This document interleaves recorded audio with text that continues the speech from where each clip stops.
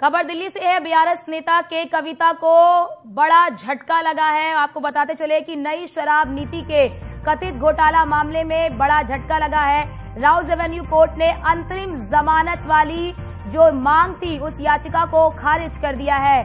आपको बड़ी जानकारी दे दे के कविता जो कि बीआरएस नेता है और इसी की शादी तेलंगाना के पूर्व मुख्यमंत्री केसीआर की बेटी है, उनको एक बड़ा झटका लगा है। राउज एवेन्यू कोर्ट ने के कविता की अंतरिम जमानत की मांग वाली याचिका को खारिज कर दिया है। बीते दिनों भी उन्होंने जमानत के लिए याचिका डाली थी और ये दलील दिया था कि उनके बेटे की परीक्षाएं हैं, इसलिए मां का रहना जरूरी है, जिसके तहत ही ईडी की ओर से भी कहा गया था कि उनके बेटे की कई परीक्षाएं जो हैं वो पूरी हो चुकी हैं और कुछ ही परीक्षाएं बाकी हैं। फिलहाल आपको बताते चले कि के कविता को राहत नहीं मिली है। अंतरिम जमानत मांग वाली याचिका को खारिज कर दिया गया है। राउज एवेन्यू कोर्ट ने अंतरिम जमानत की मांग वाली याचिका को खारिज कर दिया है।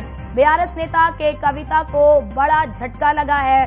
शराब घोटाला मामले में के कविता पर भी कई आरोप लगे हैं। साउथ कार्टेल का आरोप लगा है, यानी कि के कविता ने 100 करोड़ की रिश्वत दी है। रिश्वत देने का आरोप के कविता पर लगा है। और हमारे साथ हमारे संवाददाता पीयूष तिवारी लाइव जुड़ चुके। पीयूष, क्या आधार रखे गए और किन आधारों पर इस याचिका को खारिज किया गया है?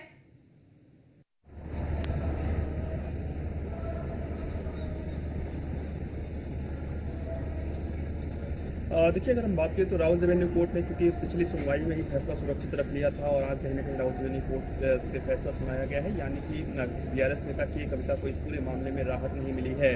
चूंकि लगातार की कविता की ओर से अपने बेटे का हवाला दिया गया, यानी कि उनके वकील की ओर से कहना था कि उनके बेटे की जो परीक्षा है वो चल रही है और ऐसे में अगर मां नहीं साथ में है तो निश्चित रूप से वो कहीं ना कहीं प्रभावित होगा, यानी कि जो बेटा है की कविता का वो प्रभावित होगा।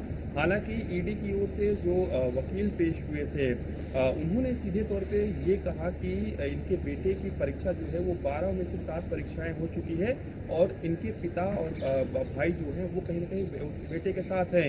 ऐसे में ये हवाला देना कहीं ना कहीं बिल्कुल पूरी तरीके से गलत है। इसके साथ ही ईडी ने ये भी कहा कि हम आखिरी स्टेज पर है, यानी कि पूरी तरीके से हम इस पूरे मामले की जाँच कर रहे हैं। अगर इस स्टेज पर के कविता को जमानत दे दी जाती है तो निश्चित रूप से जांच भी प्रभावित हो सकती है हमारी, क्योंकि के कविता को पिछली बार 2 अप्रैल को ही आपने देखा कि करीब 14 दिनों की हिरासत में कोर्ट ने राउज एवेन्यू कोर्ट ने भेजा था। उसके बाद के कविता की ओर से लगातार कोर्ट का दरवाजा खटखटाया गया और कहीं न कहीं राहत की मांग की गई थी। हालांकि ईडी की ओर से लगातार यही कहा जा रहा है कि जो लोग अभी न्यायिक हिरासत में हैं या फिर ईडी की हिरासत में हैं, अगर उन लोगों को इस स्टेज पर जमानत दी जाती है तो वो प्रभावशाली व्यक्ति हैं, वो बाहर जाएंगे तो कहीं न कहीं जांच को प्रभावित कर सकते हैं। इसके साथ ही ईडी की ओर से ये भी कहना है कि अभी और भी लोगों से हमें पूछताछ करनी है। तो आज राउज एवेन्यू कोर्ट की ओर से कहीं न कहीं बीआरएस नेता की कविता को एक बड़ा झटका लगा है, क्योंकि के कविता साउथ ग्रुप से जुड़ी हुई है। ये ऐसा आरोप जो है वो ईडी की ओर से के कविता पर लगाए गए हैं। तो निश्चित रूप से कथित रूप से जो नई शराब नीति मामला घोटाला है उस पूरे मामले में लगातार चाहे आम आदमी पार्टी के नेता हो या अन्य दूसरे जो आरोपी हैं उनकी मुश्किलें कम होने का नाम नहीं ले रही है। आने वाले दिनों में ईडी और भी खुलासे कर सकती है। फिलहाल आज की अगर हम बात करें तो राउज एवेन्यू कोर्ट की ओर से बीआरएस नेता के कविता को किसी भी तरीके से राहत नहीं मिली। बिल्कुल पीयूष, क्योंकि देखिए के कविता पर आरोप लगा था कि 100 करोड़ की इन्होंने रिश्वत दी है, साउथ कार्टेल में उनकी संलिप्तता पाई गई है। तो क्या ये भी बताया गया है कि अब तक के कविता से किस तरह की पूछताछ की गई है और क्या पूछताछ अभी करनी बाकी है जिसकी वजह से उनका विरोध ईडी ने विरोध किया है जमानत का?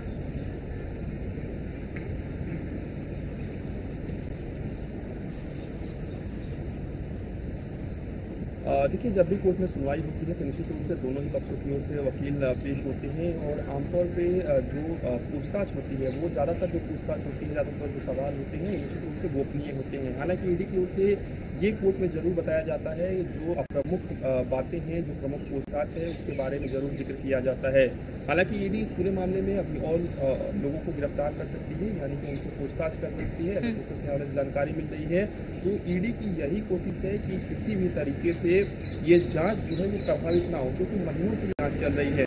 इस दौरान कई लोगों को हिरासत में लिया गया, कई लोगों से पूछताछ हुई, कई लोगों को गिरफ्तार किया गया। दिल्ली के मुख्यमंत्री भी इस पूरे मामले में कहीं न कहीं जेल में बंद हैं। तो ऐसे में बीआरएस नेता की कविता की अगर हम बात करें तो उनकी जो भूमिका रही, जिस तरीके से ईडी ने आरोप उन पर लगाया, खासतौर पर साउथ ग्रुप से जुड़े होने का आरोप लगाया, और उस पूरे मामले में के कविता की भूमिका की पूरी तरीके से ईडी जांच कर रही है। इसके साथ ही उनसे पूछताछ हो रही है और के कविता ने कुछ महत्वपूर्ण खुलासे किए हैं। ऐसा कहीं न कहीं सूचना के हवाले से जानकारी मिल रही है कि जो पूछताछ में के कविता ने बताया है उसके जरिए और भी कड़ियां निकलकर सामने आ सकती है, यानी कि और भी महत्वपूर्ण जो खुलासे हैं वो हो सकते हैं और भी लोगों की मुश्किलें पड़ सकती है जो इस पूरे मामले में जुड़े हुए हैं, यानी कि कथित रूप से नई शराब नीति मामले में, नई शराब नीति घोटाले मामले में जुड़े हुए हैं। तो निश्चित रूप से आज राउज रेवेन्यू कोर्ट में सुनवाई क्योंकि पिछली बार हुई थी और आज फैसला आया है और ऐसे में के कविता को राहत नहीं मिली। जी, बहुत बहुत शुक्रिया आपका तमाम जानकारी साझा करने के लिए।